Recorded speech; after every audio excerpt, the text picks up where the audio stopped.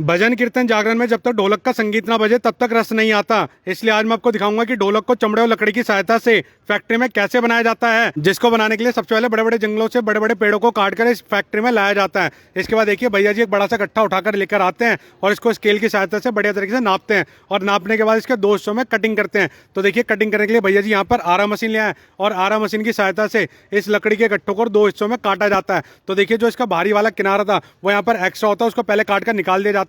फिर इस लकड़ी के गट्ठों को दो हिस्सों में काट लिया जाता है। फिर यहाँ से इस लकड़ी के गट्ठे को अगले प्रोसेस में लाया जाता है, जहाँ पर इसकी ऊपर वाली छाल को कुल्हाड़ी की सहायता से बढ़िया तरीके से छीला जाता है। फिर जैसे अपनी लकड़ी की छाल बढ़िया तरीके से छिल जाती है, इसको एक बड़ी सी मशीन के ऊपर फिट किया जाता है, जहाँ पर यह मशीन बेल्ट की सहायता से बंधी होती है और ये मशीन लगातार घूमती रहती है। और इसी मशीन की सहायता से यहाँ पर जो अपना ढोलक का जो डिजाइन होता है वो यहाँ पर आ पाता है। यहाँ पर भैया जी अपना एक सरिया उठाते हैं, इस सरिये के आगे एक नोक बनी हुई होती है और इसी नोक की सहायता से इस पे बढ़िया तरीके से ढोलक का डिजाइन आ पाता है। तो देखिए भैया जी इसको लगातार घिसते जाएंगे। फिर इसके जो अंदर वाला पार्ट होता है, आपने देखा होगा ढोलक अंदर से खोखली होती है, तो भैया अंदर वाला खोखला पार्ट बनाने के लिए इसके अंदर सरिया डाला जाता है। तो देखिए भैया जी इसके ऊपर बीच बीच में यहाँ पर नकाशी भी करते रहते हैं, क्योंकि आपने अक्सर देखा होगा जो अपनी ढोलक होती है उससे बहुत सारे डिजाइन उभरे हुए होते हैं, तो वो डिजाइन भी इसके ऊपर उभारा जाता है। फिर इसको अंदर से खोखला बनाने के लिए इसमें दोबारा से सरिया लगाया जाता है, फिर इसको खोखला बनाया जाता है। जो इसके अंदर वाला पार्ट होता है उसको यहाँ से बाहर निकाल दिया जाता है। तो देखिए भैया जी ने पहले एक तरफ से किया था, फिर यहाँ से दूसरी तरफ से भी इसको पलट कर लगा दिया और जो अपना अंदर वाला पार्ट था वो यहाँ से बाहर निकल जाता है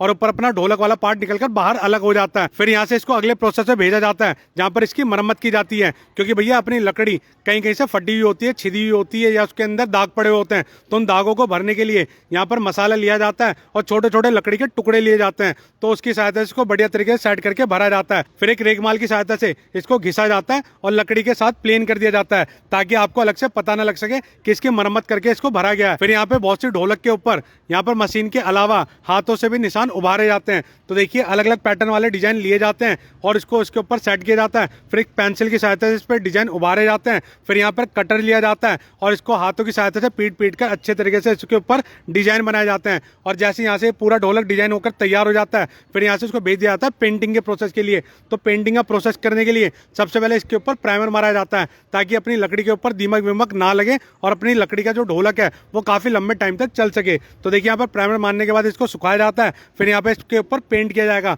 तो पेंट करने के लिए यहाँ पर देखिए भैया जी ने केमिकल लिया है, फिर इसके अंदर यहाँ पर पेंट मिलाया जाएगा। जो भी कलर का अपन को ढोलक बनाना होता है वो कलर यहाँ पर मिक्स कर दिया जाता है, क्योंकि आपने देखा होगा ढोलक बहुत सारे कलर की होती है, जैसे कि dark brown, light brown, red colour की। ऐसे कलर जो भी चाहिए होता है वो इसके ऊपर यहाँ पर मिला दिया जाता है। फिर यहाँ पे एक ब्रश की सहायता से बढ़िया तरीके से इसके ऊपर यहाँ पर पेंटिंग की जाएगी और इसको सूखने के लिए छोड़ दिया जाएगा। और ऐसे ही लगभग जब बहुत सारे ढोलक बनकर तैयार हो जाते हैं, फिर इसको फाइनल प्रोसेस के लिए भेजा जाता है, जहाँ पर इसके ऊपर चमड़ा लगाया जाता है। और मैं आपको बता दूं इसके दोनों तरफ अलग अलग हिस्से लगाए जाते हैं, क्योंकि भैया एक ज्यादा चौड़ा हिस्सा होता है, एक कम चौड़ा हिस्सा होता है, और जो चौड़े वाला हिस्सा होता है उसको नर कहते हैं और जो दूसरे वाला हिस्सा होता है उसको मादा कहते हैं। और ये जो अपना चमड़ा होता है ये बकरे का होता है। तो भैया यहाँ पर नर वाले जो हिस्सा होता है उसके ऊपर यहाँ पर अलग सा पेस्ट भी लगाया जाता है, जिसके अंदर यहाँ पर धूप बत्ती शामिल होती है, क्योंकि जो नर वाला हिस्सा होता है वो थोड़ी भारी आवाज करता है और जो मादा वाला हिस्सा होता है वो थोड़ी सी पतली आवाज करता है। तो भैया इसी तरीके से कहीं भी आप ढोलक खरीदते हैं वो सेम प्रोसेस के साथ बनाई जाती है।